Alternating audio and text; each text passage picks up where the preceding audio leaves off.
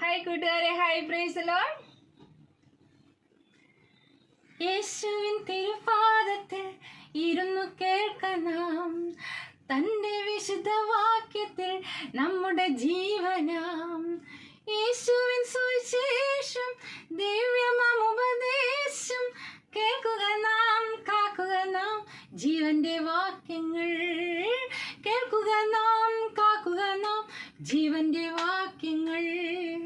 ദൈവവചനം ജീവനും ശക്തിയുമാകയാൽ ആത്മരക്ഷയുണ്ടേവനും ഉള്ളത്തിൽ കൈക്കൊണ്ടാൽ ആത്മമരണം മാറും, നീതിയിൽ അവൻ വാഴും. കേൾക്കുക നാം, കാക്കുക നാം ജീവന്റെ വാക്യങ്ങൾ.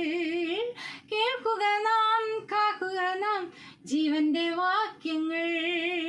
സത്യദൈവത്തിൻ ഭക്തന്മാർ വചനം കാക്കയാൽ സൽപ്രവർത്തിക്കു ശക്തന്മാർ ആകുന്നു നാൾക്കുനാൾ.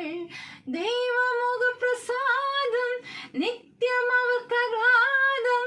കേൾക്കുക നാം, കാക്കുക നാം ജീവന്റെ വാക്യങ്ങൾ. കേൾക്കുക നാം, കാക്കുക നാം ജീവന്റെ വാക്യങ്ങൾ. നമ്മൾ നാഗലിനെ കുറിച്ച് ചിന്തിക്കുകയായിരുന്നു അല്ലേ? നാഗൽ കർത്താവിനെ സ്വന്തം രക്ഷിതാവായി സ്വീകരിച്ചതിന് ശേഷം തൻ്റെ ജീവിതത്തിൽ വന്ന മാറ്റം വളരെ ശ്രദ്ധേയമായിരുന്നു. എല്ലാ ദിവസവും കൃത്യമായി വചനം ധ്യാനത്തിനും പ്രാർത്ഥനയ്ക്കും അദ്ദേഹം സമയം മാറ്റിവെച്ചു. ലൂഥറൻ സഭയുടെ ചിട്ടകൾ അനുസരിച്ച് വളർന്നതുകൊണ്ട് ആത്മീയ കാര്യങ്ങൾ വലിയ എരിവുള്ളവനും സുവിശേഷം മറ്റുള്ളവരുമായി പങ്കുവയ്ക്കുന്നതിന് ഉത്സാഹമുള്ളവനുമായിരുന്നു. എന്നാൽ തൻ്റെ 20-ാമത്തെ വയസ്സിൽ ലൂഥർ സഭയുടെ ഒരു പാസ്റ്ററായിട്ട് തന്നെ നിയമിച്ചു. തനിക്കുണ്ടായിരുന്ന ബൈബിൾ ജ്ഞാനത്തിൽ നമ്മുടെ ദൈവഭക്തൻ സംതൃപ്തനല്ലായിരുന്നു. അതുകൊണ്ട് കൂടുതൽ വചനം പഠിക്കാനായിട്ട് തീരുമാനിച്ചു. അങ്ങനെ സ്വിറ്റ്സർലൻഡിലുള്ള ബാസൽ മിഷൻ ട്രെയിനിങ് ഇൻസ്റ്റിറ്റ്യൂട്ടിൽ 6 വർഷം വചനം പഠിച്ചു. ഈ കാലയളവിൽ തൻ്റെ മിഷണറി വിളിയെക്കുറിച്ച് അദ്ദേഹത്തിന് ബോധ്യപ്പെട്ടു. 1892 ഒരു റവറന്റ് സ്ഥാനം ബാസൽ മിഷനിൽ അദ്ദേഹത്തിന് ലഭിച്ചു. എന്നാൽ ബാസൽ മിഷൻ എന്ന് പറഞ്ഞാൽ പണ്ട് പട്ടാള ഭീഷണി നിലനിന്നിരുന്ന കാലത്ത് ബാസലിലുള്ള സമർപ്പിതരായ ചില മിഷണറിമാർ രൂപം കൊണ്ട ഒരു ജർമ്മൻ മിഷണറി സൊസൈറ്റി ആണ് ബാസൽ മിഷൻ എന്ന് പറയുന്നത്. 1815 നെപ്പോളിയൻ തടങ്കലിൽ പാർപ്പിക്കപ്പെട്ട ദ്വീപിൽ നിന്ന് ഫ്രാൻസിലേക്ക് രക്ഷപ്പെട്ടു. ഇതേ തുടർന്ന് യൂറോപ്പിൽ യുദ്ധം ഉണ്ടായി. ബാസൽ പട്ടണം ജർമ്മനിയുടെയും ഫ്രാൻസിന്റെയും അതിരിനോട് അടുത്തുള്ളതായിരുന്നു. ഫ്രഞ്ച് ജനറൽ ബാബനേജ് ബാസലിനെതിരെ ഭീഷണി ഉയർത്തി. ഈ സമയത്ത് ദൈവോക്തരായ ഒരു കൂട്ടം വിശ്വാസികൾ ഒരുമിച്ച് കൂടി ഒരു തീരുമാനം എടുത്തു. എന്തായിരുന്നു ആ തീരുമാനം എന്നറിയാമോ? അതെ, ദൈവം ഞങ്ങളുടെ പട്ടണത്തെ ഈ യുദ്ധത്തിൽ നിന്ന് വിടുവിച്ചാല് ലോകത്തിന്റെ നാനാ ഭാഗങ്ങളിലേക്ക് സുവിശേഷം അറിയിക്കുവാൻ പരിശീലിപ്പിക്കുന്ന ഒരു മിഷനറി പരിശീലന കേന്ദ്രം തങ്ങൾ ഇവിടെ സ്ഥാപിക്കും എന്ന് അവർ തീരുമാനിച്ചു. അങ്ങനെ ഒരു പ്രാർത്ഥന, അവരുടെ പ്രാർത്ഥന പോലെ ദൈവം ബാസലിനെ വെറുതെ വിട്ടു. ആ ദൈവമക്കളുടെ തീരുമാനം പോലെ ദൈവവചനം പഠിപ്പിക്കുന്ന ഒരു പരിശീലന കേന്ദ്രം അങ്ങനെ ബാസലിൽ ഉണ്ടായി. നാഗൽ ഈ പരിശീലന കേന്ദ്രത്തിൽ ചേർന്ന് ദൈവത്തിന്റെ ആഴമായ സത്യങ്ങൾ പഠിച്ചു. ഇങ്ങനെ പരിശീലന കേന്ദ്രത്തിൽ തുടരുന്ന സമയത്ത് 1 ദിനവൃത്താന്തം 16-ാം അധ്യായം 24-ാം വാക്യത്തിലൂടെ ദൈവം തന്നോട് സംസാരിച്ചു. ജാതികളുടെ നടുവിൽ അവന്റെ മഹത്വവും സർവവംശങ്ങളുടെയും മധ്യേ അവന്റെ അത്ഭുതങ്ങളും കഥിക്കുവീൻ എന്നുള്ള വചനം, പറയുവീൻ എന്നുള്ള വചനം അദ്ദേഹത്തെ സ്പർശിച്ചു. ബാസൽ മിഷനിലെ റവറന്റ് സ്ഥാനം ലഭിച്ച സമയത്താണ് ഭാരതത്തിലേക്ക് മിഷണറിമാരെ ആവശ്യമായി വന്നത്. ഒരു ചോദ്യം തന്റെ മനസ്സിലുണ്ടായി. എന്താണ്? ഭാരതത്തിലെ ജനത്തോട് സുവിശേഷം പറയുവാൻ ആർ പോകും?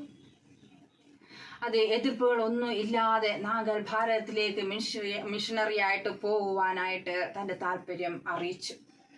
അങ്ങനെ 25-ാം വയസ്സിൽ ഒരു മിഷണറിയായി ഭാരതത്തിലേക്ക് നാഗൽ വന്നു. AD 52 കർത്താവിന്റെ ശിഷ്യനായ തോമസ് ഭാരതത്തിലേക്ക് വന്നത് മുതൽ സുശേഷം ഭാരതത്തിൽ അറിയിക്കപ്പെടാനായിട്ട് തുടങ്ങി. 19-ാം നൂറ്റാണ്ടിൽ മധ്യത്തിൽ വലിയൊരു ആത്മീയ ഉണർവിന്റെ കാറ്റ് ഭാരതത്തിലെ ക്രിസ്ത്യാനിയുടെ മധ്യത്തിൽ ഉണ്ടായി.